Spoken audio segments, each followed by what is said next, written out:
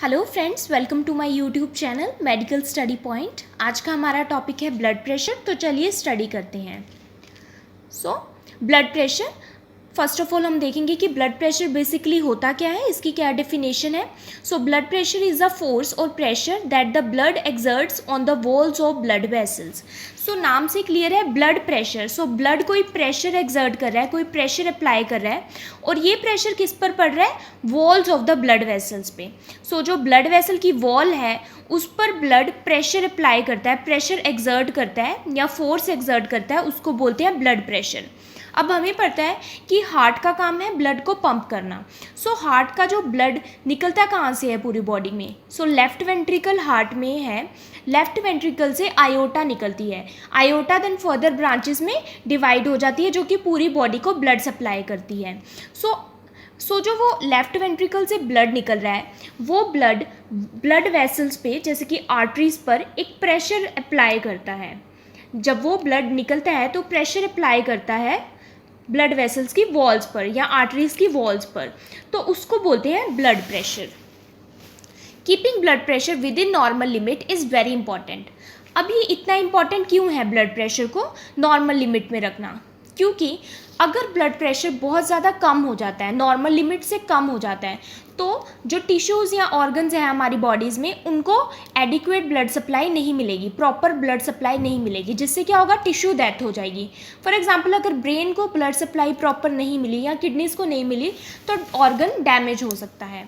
ऐसे ही अगर blood pressure बहुत ज़्यादा हाई हो जाएगा तो क्या होगा कि हाइपरटेंशन की कंडीशन हो जाएगी, बीपी बहुत ज़्यादा हाई हो जाएगा, जिससे जो आर्टरी है वो बर्स्ट भी हो सकती है, फट सकती है प्रेशर की वजह से, और क्लोट्स भी बन सकते हैं। इसलिए ब्लड प्रेशर को नॉर्मल लिमिट में रखना बहुत ही ज़्यादा इंपॉर्टेंट है। Then the systemic arterial blood pressure is the result of the discharge of the blood from the left ventricle into the already full aorta. Blood pressure को mainly हम systemic arterial blood pressure भी कहते हैं या फिर arterial blood pressure भी कहते हैं। आर्टीरियल ब्लड प्रेशर नाम से ही पता चल रहा है कि is the result of the discharge of the blood from the left ventricle into the already full iota. ये क्या है कि जितना भी ब्लड निकलता है लेफ्ट वेंट्रिकल से, हार्ट के लेफ्ट वेंट्रिकल से ब्लड निकलता है, ब्लड किस में जाता है? आयोटा में, जो कि एक लार्जर आर्टरी है, और आयोटा से देन फर्दर आर्टरीज में ये आयोटा ब्रेक हो जाती है, जो कि पूरी बॉडी में ब्लड सप्लाई करती है। इसमें जो भी ब्लड प्रेशर है इन आर्टरीज में, जो भी ब्लड इन आर्टरीज में प्रेशर डाल रही है, उसको बोलते हैं सिस्टमिक आर्टीरियल ब्लड प्रेशर या सिंपली आर्टीरियल ब्लड प्रेशर या फिर ब्लड प्रेशर। आई होप कि आपको क्लियर हो गया होगा। नेक्स्ट, अब जो ब्लड प्रेशर है ये दो है, एक है सिस्टोलिक और एक है डायस्टोलिक ब्लड प्रेशर। फर्स्ट हम पढ़ेंगे सिस्टोलिक ब्लड प्रेशर क्या है। सिस्टोल का मतलब होता है कॉन्ट्रैक्शन। सिस्टोलिक ब्लड प्रेशर क्या है? When the left ventricle contracts and pushes blood into the aorta, pressure produced within the arterial system. Systole मतलब during systole, during contraction of the left ventricle. Left ventricle की जब contraction होती है तो blood जो है आयोटा में push होता है। तब जो प्रेशर पड़ता है आर्टीरियल सिस्टम पे या आर्टरीज की वॉल्स पे, उसको बोलते हैं systolic blood pressure. During contraction of the left ventricle जो भी pressure walls of the arteries पर पड़ता है उसको बोलते हैं सिस्टोलिक ब्लड प्रेशर। ये होता है 120 mmHg। 120 mmHg normal systolic blood pressure है। अगर किलो पास्कल्स में देखें तो 16 किलो पास्कल है नॉर्मल ब्लड प्रेशर। ये आप डायग्राम में देख सकते हैं। In the systolic phase the heart contracts, blood pressure rises and blood moves out along the vessels. Then है डायस्टोलिक ब्लड प्रेशर। डायस्टोलिक का मतलब होता है जब हार्ट रिलैक्स में होता है, रिलैक्स पोजीशन पर होता है। इनकम्प्लीट कार्डियक डायस्टोल, जब हार्ट जो है रिलैक्स होता है, when the heart is resting, heart rest कर रहा होता है, following the ejection of blood the pressure with in the arteries is much lower. अब लेफ्ट वेंट्रिकल से जब कॉन्ट्रैक्ट हो गया लेफ्ट वेंट्रिकल और ब्लड आगे पुश हो गया, अब पुश होने के बाद, इजेक्शन होने के बाद ब्लड की, अब जो हार्ट है वो रेस्ट पोजीशन पे है, तो उस टाइम जो आर्टरीज में प्रेशर होता है वो कम होता है as compare to systolic blood pressure.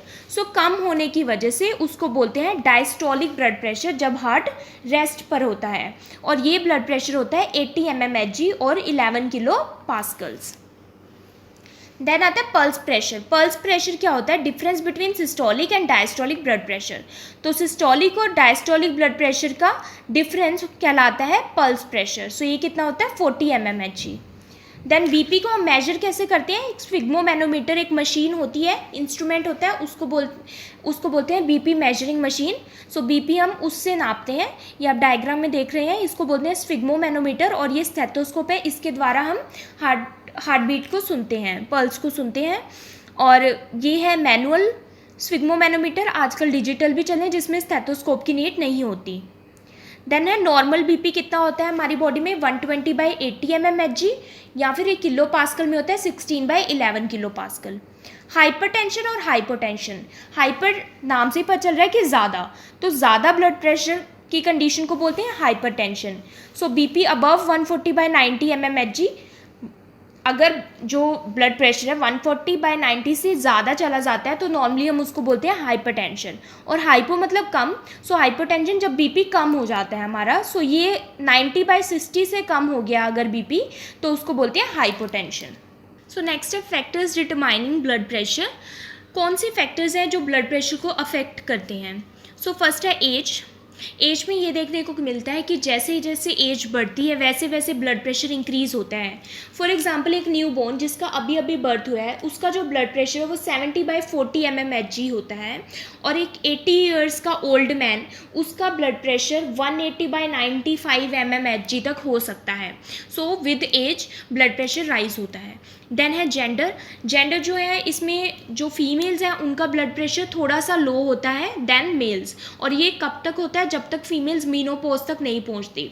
मतलब मीनोपोज वो कंडीशन होती है जिसमें मेंस्ट्रुअल साइकिल स्टॉप हो जाती है। सो जब तक फीमेल्स की मेंस्ट्रुअल साइकिल चल रही है नॉर्मली, तब तक उनका जो ब्लड प्रेशर है वो स्लाइटली लोअर मीन्स 5 mmHg थोड़ा सा कम रहता है मेल से। जैसे ही फीमेल जो है मीनोपोज तक पहुंच जाती है, मीनोपोज के बाद अराउंड 40 और 45 की एज जब फीमेल की होती है, उसके बाद उसका ब्लड प्रेशर थोड़ा सा राइज हो जाता है मेल्स के कंपैरिजन में। ये बिकॉज ऑफ हार्मोनल चेंजेस हो सकता है। देन है बॉडी बिल्ड। बॉडी बिल्ड में ओबेसिटी आती है, जैसे कि अगर कोई पर्सन ओबीज है, ज़्यादा मोटा है, तो उसका ब्लड प्रेशर राइज होता है, उसका ब्लड प्रेशर बढ़ता है। सो उसका बढ़ने का रीज़न ये हो सकता है क्योंकि ओबेसिटी में बहुत सारे फैक्टर्स कंट्रीब्यूट करते हैं, जैसे कि रेनिन एंजियोटेंसिन सिस्टम की वजह से हो सकता है, सिंपैथेटिक नर्वस सिस्टम जो कि स्ट्रेसफुल कंडीशन में ज़्यादा एक्टिवेट होता है। सो ये कुछ फैक्टर्स हैं जो कि इसको ओबेसिटी को कंट्रीब्यूट करते हैं। सो ओबेसिटी में ब्लड प्रेशर इंक्रीज हो सकता है। देन है डायरनल वेरिएशंस। डायरनल वेरिएशंस वो होती हैं जो कि ड्यूरिंग द डे, पूरे दिन में जो चेंजेस आते हैं, जैसे कि अर्ली मॉर्निंग अगर सुबह सुबह कोई पर्सन उठा है तो उसका ब्लड प्रेशर थोड़ा सा लो होगा, और आफ्टरनून यानी कि दोपहर को मैक्सिमम पहुंच सकता है, ज़्यादा हो सकता है ब्लड प्रेशर। सो हमारा जो ब्लड प्रेशर नॉर्मली वो दोपहर को ज़्यादा देखने को मिलता है। देन इवनिंग में शाम के टाइम दोबारा से थोड़ा सा लो हो जाता है। नेक्स्ट है आफ्टर मील्स। अगर हम फूड खाते हैं तो उसके तुरंत बाद हमारा थोड़े टाइम के लिए ब्लड प्रेशर बढ़ जाता है। वो इसलिए होता है क्योंकि थोड़े टाइम के लिए हमारा कार्डियक आउटपुट इंक्रीज हो जाता है। कार्डियक आउटपुट होता है जो 1 मिनट में हमारा ब्लड इजेक्ट होता है हार्ट से। देन है ड्यूरिंग स्लीप। अब स्लीप के टाइम पर जब हम सो रहे होते हैं हमारा ब्लड प्रेशर थोड़ा सा कम हो जाता है। वो अलग बात है कि कोई ऐसा फियरफुल ड्रीम देखा है या कोई और ड्रीम, उस टाइम ब्लड प्रेशर इंक्रीज हो सकता है। देन है इमोशनल कंडीशंस, जैसे कि जो स्ट्रेसफुल कंडीशंस हैं उसमें जैसे कि फियर, एंग्री, या फिर कोई ऐसा हम रो रहे हैं, कोई ऐसी इमोशनल कंडीशन है, उसमें ब्लड प्रेशर इंक्रीज हो जाता है। Then after exercise, suddenly after exercise हमारा जो कार्डियक आउटपुट है वो इंक्रीज हो जाता है, ताकि जो हमारे टिश्यूज़ है जिन तक ऑक्सीजन नहीं पहुंच रही उनको जल्दी से ऑक्सीजन पहुंचे। सो एक्सरसाइज के तुरंत बाद हमारा जो ब्लड प्रेशर है वो स्लाइटली इंक्रीज हो सकता है। देन ये डायग्राम में कुछ मैंने दिखाए हैं अदर फैक्टर्स हाइपरटेंशन की, जैसे कि मेडिकेशंस, कुछ कॉर्टिकोस्टेरॉइड मेडिकेशंस होती हैं जो एंटी इन्फ्लामेटरी होती हैं, वो भी ब्लड प्रेशर को इंक्रीज़ करती हैं। देन है हाइपोटेंशन, मतलब लो बीपी, वो किन कंडीशन में होता है, जैसे कि ब्लीडिंग में भी क्या हो गया, हमारे ब्लड लॉस हो गया, बॉडी में से फ्लूइड एंड इलेक्ट्रोलाइट इम्बैलेंस हो गया, उसकी वजह से भी बीपी लो हो जाता है। बर्न्स में भी फ्लूइड एंड इलेक्ट्रोलाइट का लॉस हो जाता है हमारी बॉडी में, इसलिए बीपी लो हो जाता है। वॉमिटिंग और डायरिया में भी same condition, fluid and electrolyte loss होते हैं हमारी बॉडी से, इसलिए बीपी लो हो जाता है। Then medication beta blockers, beta blockers antihypertensive है जो कि ब्लड प्रेशर को लो करते हैं। सो इन कंडीशन से भी बीटा ब्लॉकर मेडिकेशंस अगर हम लेते हैं ज़्यादा एक्सेसिव टाइम तक तो हमारा बीपी लो जा सकता है। सो नेक्स्ट है determinants of arterial blood pressure. So determinants वो होते हैं जो आर्टीरियल ब्लड प्रेशर को कंट्रोल या मेंटेन करते हैं। सो इसलिए इसको factors maintaining arterial blood pressure भी कहते हैं।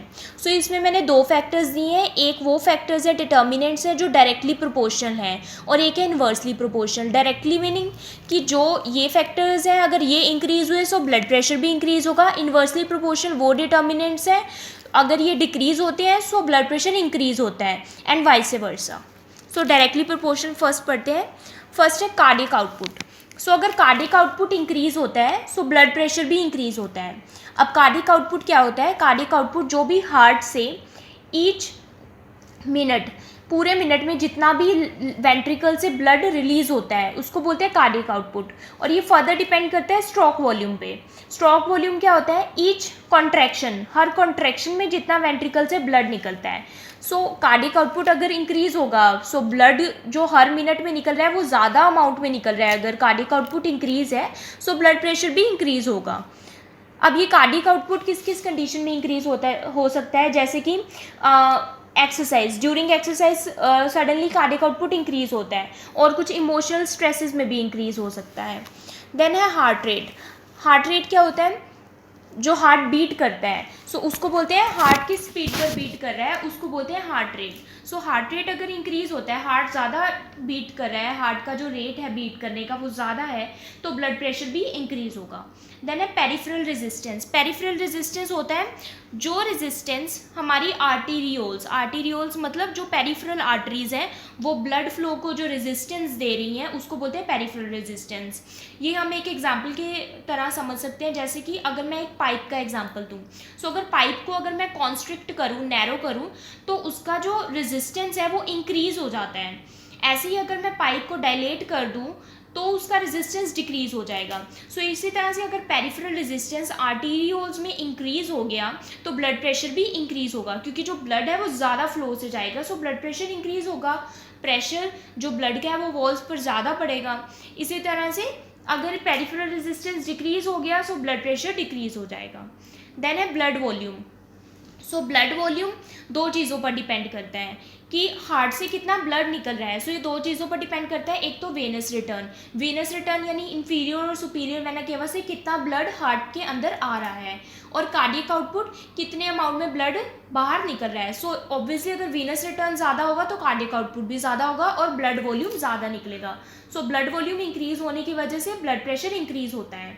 देन अब वेनस रिटर्न ज़्यादा होगा तो ब्लड प्रेशर ऑटोमेटिकली ज़्यादा होगा। देन है velocity of the blood flow, किस स्पीड से ब्लड फ्लो कर रहा है उससे भी अगर ये इंक्रीज होती है वेलोसिटी तो ब्लड प्रेशर ज़्यादा होगा। देन है विस्कोसिटी ऑफ ब्लड, ब्लड कितना थिक है कितना गाढ़ा है उस पर भी डिपेंड करता है। अगर विस्कोसिटी ब्लड की ज़्यादा होगी तो ब्लड प्रेशर ज़्यादा होगा, अगर कम होगी तो ब्लड प्रेशर कम होगा। सो ये थे डायरेक्टली प्रोपोर्शनल, जिनके बढ़ने से हार्ट ब्लड प्रेशर बढ़ता है और घटने से ब्लड प्रेशर घटता है। देन है इन्वर्सली प्रोपोर्शनल। फर्स्ट है इलास्टिसिटी ऑफ ब्लड वेसल्स। अब ब्लड वेसल जितनी इलास्टिक होंगी, फॉर एग्जांपल जो लार्जर आर्टरीज हैं जैसे कि आयोटा, ये इनको इलास्टिक आर्टरीज भी कहा जाता है। सो इनकी इलास्टिसिटी ज़्यादा है, तो अगर इनकी इलास्टिसिटी ज़्यादा होने से क्या होता है, ब्लड प्रेशर कम रहता है। अब अगर इलास्टिसिटी क्या होगी, कम होगी, जैसे कि ओल्ड एज में देखने को मिलता है कि इलास्टिसिटी ब्लड वेसल्स की कम हो जाती है क्योंकि उसमें फैट और कोलेस्ट्रॉल डिपॉजिट हो जाते हैं, जिसके कारण ब्लड वेसल्स क्या हो जाती है, रिजिड हो जाती हैं, वो स्ट्रेच नहीं कर पाती, इलास्टिसिटी उनमें ख़त्म या कम हो जाती है। सो उस केसेस में क्या होता है, अगर इलास्टिसिटी ब्लड वेसल्स में कम हो गई तो ब्लड प्रेशर क्या होगा, इंक्रीज होगा। सो इस कंडीशन को बोलते हैं आर्टीरियोस्क्लेरोसिस। आर्टीरियोस्क्लेरोसिस में क्या होता है कि ब्लड वेसल्स में फैट, कैल्शियम और जो भी कोलेस्ट्रॉल है ये डिपॉजिट होना शुरू हो जाता है, इसकी वजह से ब्लड वेसल रिजिड हो जाती है, उसमें इलास्टिसिटी खत्म होने लगती है, तो उस कंडीशन में क्या होता है, ब्लड प्रेशर इंक्रीज हो जाता है। सो ये इन्वर्सली प्रोपोर्शनल। देन है डायमीटर ऑफ ब्लड वेसल। जितनी बड़ी वेसल होगी, जितना डायमीटर ज़्यादा होगा उतना ज़्यादा क्या होगा, ब्लड प्रेशर कम होगा। सो जितना डायमीटर कम होगा उतना ज़्यादा ब्लड प्रेशर इंक्रीज होगा. सो ये इन्वर्सली प्रोपोर्शन है. ये क्यों होता है? अगर डायमीटर कम होगा तो पेरिफेरल रेजिस्टेंस क्या होगा? ज़्यादा होगा, तो ब्लड प्रेशर क्या होगा? ज़्यादा होगा. सो डायमीटर अगर कम ज़्यादा रहेगा तो ब्लड इजीली फ्लो करेगा और ब्लड प्रेशर कम रहेगा. सो ये इन्वर्सली प्रोपोर्शन डिटर्मिनेंट्स हैं. नेक्स्ट है कंट्रोल ऑफ ब्लड प्रेशर. अब ब्लड प्रेशर कंट्रोल कैसे होता है, कहाँ से होता है? सो दो तरह के कंट्रोल है, एक है शॉर्ट टर्म और एक है long term control. Short term control involves the baroreceptor reflex, chemoreceptor and circulating hormones. So short term control में ये तीन आते हैं जिसको हम आगे स्टडी करेंगे. Then long term control involves regulation of blood volume by the kidneys and the renin angiotensin aldosterone system. So long term control में क्या आता है? किडनीज से कंट्रोल होता है और रेनिन एंजियोटेंसिन एल्डोस्टेरोन सिस्टम, ये भी हम आगे पढ़ेंगे. सो ये डायग्राम में शॉर्ट टर्म कंट्रोल क्या होता है? Central command, example during exercise, alerting response. अब जैसे ड्यूरिंग एक्सरसाइज एकदम से जो शॉर्ट टर्म कंट्रोल होता है ब्लड प्रेशर का थोड़े टाइम के लिए, और reflexes evoked from peripheral receptor, example baroreceptor, chemoreceptor और नोसिस रिसेप्टर, ये सब रिसेप्टर शॉर्ट टर्म कंट्रोल करते हैं एंड ये ब्रेन सेंटर में जाते हैं. सो ब्रेन सेंटर्स जो हैं वो हमारे वैसोमोटर सेंटर्स हैं ब्रेन में जो कि ब्लड प्रेशर को कंट्रोल करते हैं. देन लॉन्ग टर्म कंट्रोल में आता है बिहेवियल स्टेट, जैसे कि स्लीप और एंजाइटी. हम काफ़ी टाइम से लॉन्ग टर्म से स्लीप और एंजाइटी में है, वो लॉन्ग टर्म कंट्रोल आता है ब्लड प्रेशर का.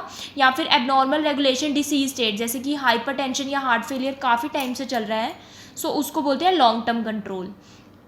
देन ये थ्रू सिंपैथेटिक आउटफ्लो होता है. सिंपैथेटिक एंड पैरासिम्पैथेटिक वो आउटफ्लो होते हैं जो कि ब्लड प्रेशर को कंट्रोल करते हैं. सिंपैथेटिक जो है, सिंपैथेटिक नर्वस सिस्टम एसोसिएटेड है हमारी स्ट्रेस कंडीशन से, जिसको हम फाइट और फ्लाइट रिस्पॉन्स भी कहते हैं.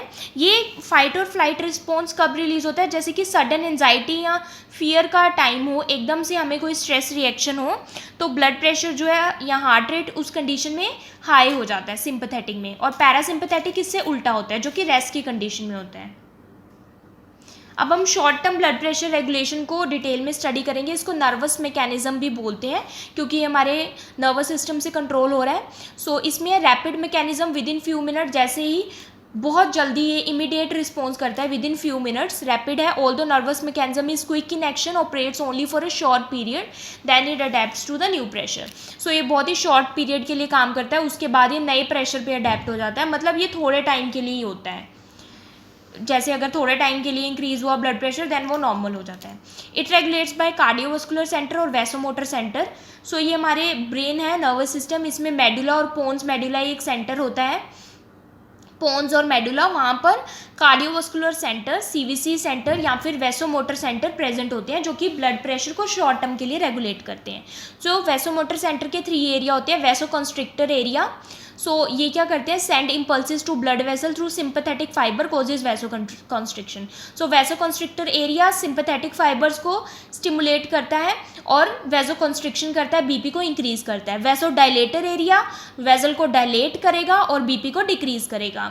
सो सेंसरी एरिया क्या करता है? सेंसरी एरिया सेंसरी इम्पल्सिस को रिसीव करता है और कौन सी नर्व्स के थ्रू रिसीव करता है? ग्लोसोफेरेंजियल और वेगल नर्व, जो कि हमारे 9th और 10th नर्व्स हैं, क्रेनियल नर्व, इनके थ्रू सेंसरी इम्पल्सिस रिसीव करता है और वैसोडाइलेटर और वैसोकंस्ट्रिक्टर को कंट्रोल करता है. अब जो सीवीसी है, the CVC receive integrates and coordinates inputs from. So CVC हमने पहले ही पढ़ा, शॉर्ट टर्म जो है 3 से कंट्रोल होता है, 3 इनपुट से, बैरो रिसेप्टर से, कीमो रिसेप्टर से और higher centers in the brain से. Baroreceptors. So baroreceptors होता क्या है? Within the wall of the aortic and carotid sinuses. So aortic और कैरोटिड साइनसिस की वॉल्स में बैरो रिसेप्टर्स प्रेजेंट होते हैं. सो बैरो रिसेप्टर्स क्या होते हैं? Nerve ending sensitive to stretch. So baroreceptors एक तरह से नर्व्स की एंडिंग्स है जो कि सेंसिटिव होती हैं बहुत ज़्यादा प्रेशर से, कि अगर प्रेशर राइज हुआ, जैसे कि ब्लड प्रेशर जो है आयोटिड और कैरोटिड ब्लड जो वेसल्स हैं, अगर उनमें प्रेशर या फिर स्ट्रेच हाई है या नैरो है या इंक्रीज है, डिक्रीज है, सो इन प्रेशर से ये बहुत ज़्यादा सेंसिटिव होते हैं बैरो रिसेप्टर्स. सो क्या हुआ? Rise in BP in these arteries. अगर इन आर्टरीज में ब्लड प्रेशर राइज होता है तो क्या होता है? जो बैरो रिसेप्टर हैं वो सेंसिटिव है इन प्रेशर के लिए, तो क्या होगा? बैरो रिसेप्टर स्टिमुलेट हो जाएंगे. देन जो सीवीसी है हमारा, कार्डियोवास्कुलर सेंटर जो है ब्रेन में रिस्पॉन्ड बाय इंक्रीजिंग, वो क्या करेगा, रिस्पॉन्ड करेगा और किसको इंक्रीज करेगा, parasympathetic nerve activity to the heart. So parasympathetic nerves जो हैं ब्लड प्रेशर को डिक्रीज करती हैं। सो क्या होगा, slows the heart down, heart जो है स्लो हो जाएगा। Sympathetic stimulation to the blood vessel inhibited, अब जब पैरासिम्पथेटिक नर्व एक्टिविटी स्टिमुलेट हो गई तो जो सिंपैथेटिक स्टिमुलेशन जो कि हार्ट रेट या ब्लड प्रेशर को इंक्रीज करती हैं वो रुक जाएंगी, इनहिबिट हो जाएंगी, जिससे क्या होगा, वेजोडाइलेशन हो जाएगा। वेजोडाइलेशन मतलब वेसल जो है डायलेट हो जाएगी, तो क्या होगा, जो सिस्टमिक ब्लड प्रेशर है वो फॉल हो जाएगा, कम हो जाएगा। इस तरह से ब्लड प्रेशर जब राइज होता है तो बैरो रिसेप्टर काम करते हैं। इसी तरह से जब ब्लड प्रेशर फॉल होगा तो क्या होगा, डिक्रीज होगा। Pressure with in aortic and carotid sinus fall, तो प्रेशर जो है कम हो जाएगा वहाँ पर। बैरो रिसेप्टर स्टिमुलेट हो गए, अब क्या हुआ, rate of baroreceptor discharge fall, उनका जो डिस्चार्ज है रेट है वो कम हो जाएगा। सो सीवीसी कैसे रिस्पॉन्ड करेगा उससे, जो सेंटर है ब्रेन में नर्वस सिस्टम में, respond by increasing sympathetic activity to the heart. So sympathetic activity increase हो जाएगी, जिससे क्या होगा, वेजो कंस्ट्रिक्शन, वेसल कॉन्स्ट्रिक्ट हो जाएगी और ब्लड प्रेशर इंक्रीज होके, ब्लड प्रेशर इंक्रीज हो जाएगा, जो फॉल हो गया था वो इंक्रीज हो जाएगा और नॉर्मल लेवल तक आ जाएगा। सो हमें दो बातें समझनी है, जब ब्लड प्रेशर डिक्रीज होगा तो सिंपैथेटिक नर्व फाइबर्स स्टिमुलेट होंगे और वेजो कॉन्स्ट्रिक्शन होगी, मतलब वेसल कॉन्स्ट्रिक्ट होगी और ब्लड प्रेशर इंक्रीज हो जाएगा। जब ब्लड प्रेशर इंक्रीज होगा तो क्या होगा, पैरासिम्पैथेटिक नर्व फाइबर स्टिमुलेट होंगे और वेजो डायलेशन होगी, वेसल डायलेट होगी और ब्लड प्रेशर फॉल हो जाएगा। अब ये फॉल का ही दूसरा डायग्राम नॉर्मल ब्लड प्रेशर है। अगर ब्लड प्रेशर फॉल हो गया तो बैरो रिसेप्टर डिटेक्ट कर लेंगे फॉल इन ब्लड प्रेशर को, nerve carry signal from baroreceptor to the brain, वो ब्रेन तक सिग्नल पहुंचाएंगे, brain send signal to the heart, increase its output and to blood vessel causing them to constrict. So brain से heart तक कैसे signal जाएगा कि वो blood vessel को कॉन्स्ट्रिक्ट कर देगा, कार्डिक आउटपुट इंक्रीज हो जाएगा, सो ब्लड प्रेशर राइज हो जाएगा। Baroreceptor detect when blood pressure reaches normal, baroreceptor को पता लग जाएगा कि नॉर्मल हो गया ब्लड प्रेशर। अब क्या होगा, nerve carry signal from baroreceptor to the brain और ब्रेन तक मैसेज पहुंच जाएगा कि ब्लड प्रेशर अब नॉर्मल हो गया है। अब कीमोरिसेप्टर भी इसी तरह से काम करते हैं। कीमोरिसेप्टर क्या करते हैं कि अगर ब्लड में CO2 का लेवल, कार्बन डाइऑक्साइड का लेवल ज़्यादा हो गया, ऑक्सीजन का कम हो गया या pH फॉल हो गया, तो उसको ये सेंस करते हैं, उसके लिए सेंसिटिव होते हैं। अब टिश्यू परफ्यूजन कम हो गया यानी कि कार्बन डाइऑक्साइड का लेवल ज़्यादा हो गया, तो कीमोरिसेप्टर ने डिटेक्ट कर लिया, कीमोरिसेप्टर ने CVC यानी कार्डियोवास्कुलर सेंटर जो है ब्रेन में, वहाँ पर सिग्नल पहुँचा दिया। अब क्या होगा, increase sympathetic drive to the heart and blood vessel, sympathetic drive increase हो गई, ब्लड प्रेशर राइज हुआ, ब्लड प्रेशर राइज होने की वजह से क्या हुआ, टिश्यू तक ब्लड एडिक्वेट अमाउंट में पहुंच गया, टिश्यू ब्लड सप्लाई इंप्रूव। सो क्या होगा, रेस्पिरेटरी एफर्ट ऑटोमेटिकली ठीक हो जाएगा। सो जब तक ये टिश्यूज़ को अच्छे से ब्लड सप्लाई नहीं पहुंचती तब तक ब्लड प्रेशर राइज ही रहेगा। थर्ड है higher centers in the brain. So higher centers in the brain कब इन्फ्लुएंस होते हैं, जब इमोशनल स्ट्रेस में होता है पर्सन। सो इमोशनल स्ट्रेस में होने की वजह से, जैसे कि एंजाइटी, फियर, एंगर, तब भी क्या होता है, CVC respond bye adjusting the diameter of blood vessel in the skin. So CVC क्या करता है उस टाइम पे, डायमीटर ऑफ ब्लड वेसल को रेगुलेट करता है, जो स्किन की ब्लड वेसल्स हैं, जिससे स्वेटिंग वगैरह होती है, तो वो इमोशनल स्ट्रेस के अकॉर्डिंग रिस्पॉन्स होता है हमारी बॉडी का। Stimulate changes in blood pressure, उस टाइम पर भी ब्लड प्रेशर हमारी बॉडी में चेंजेस होते हैं, रेगुलेट होते हैं। देन है लॉन्ग टर्म BP रेगुलेशन। सो लॉन्ग टर्म कैसे होता है BP रेगुलेट, वो होता है रेनिन, एंजियोटेंसिन, एल्डोस्टेरोन सिस्टम की वजह से, जिसको हम RAS भी कहते हैं। तो इसको मैं एक्सप्लेन करना चाहती हूँ। सो किडनीज में क्या है, एड्रीनल कॉर्टेक्स, वहाँ से क्या रिलीज होता है, रेनिन। लीवर से रिलीज होता है एंजियोटेंसिनोजन। सो जब किडनीज के जो एड्रीनल कॉर्टेक्स है वहाँ से रेनिन रिलीज होगा, तब एंजियोटेंसिनोजन एंजियोटेंसिन 1 में कन्वर्ट होगा। एंड किडनी से ही ACE और लंग से भी ACE यानी कि एंजियोटेंसिन कन्वर्टिंग एंजाइम्स रिलीज होते हैं, जो कि एंजियोटेंसिन 1 को एंजियोटेंसिन 2 में रिलीज करते हैं। अब एंजियोटेंसिन 2 जो है किस किस को स्टिमुलेट करता है, जो एड्रीनल ग्लैंड, एड्रीनल कॉर्टेक्स है किडनी में, उसको स्टिमुलेट करता है। तो उससे क्या रिलीज होता है, एल्डोस्टेरोन। और ये पिट्यूटरी ग्लैंड, पोस्टीरियर पिट्यूटरी को भी स्टिमुलेट करता है, जहाँ से एंटी डाययूरेटिक हार्मोन सिक्रीट होता है और ब्लड वेसल्स को कॉन्स्ट्रिक्ट करता है। अब इनसे क्या होगा, जब एल्डोस्टेरोन रिलीज होगा, सो हमारी बॉडी में वाटर और सोडियम की रिटेंशन होगी। वाटर और सोडियम की रिटेंशन होने की वजह से क्या होगा कि ब्लड प्रेशर इंक्रीज होगा। अब एंजियोटेंसिन का पोस्टीरियर पिट्यूटरी पे क्या काम था, एंटी डायूरेटिक हार्मोन को सिक्रीट करा है। एंटी डायूरेटिक हार्मोन क्या करेगा, वाटर की एब्जॉर्प्शन करेगा, उससे भी ब्लड प्रेशर इंक्रीज होगा। अब ब्लड वेसल को कॉन्स्ट्रिक्ट कर रहा है एंजियोटेंसिन सेक्रेट, उससे क्या होगा, ब्लड प्रेशर इंक्रीज होगा। सो ओवरऑल क्या हो रहा है, वाटर और सोडियम की रिटेंशन हो रही है, जो ब्लड वॉल्यूम है वो इंक्रीज हो रहा है, रीनल परफ्यूजन इंक्रीज हो रही है और ब्लड प्रेशर इंक्रीज हो रहा है। सो इस तरह से जो लॉन्ग टर्म बीपी रेगुलेट रहता है। So thank you for watching. अगर आपको ये वीडियो समझ आई so please like, subscribe and share my channel and do support women empowerment.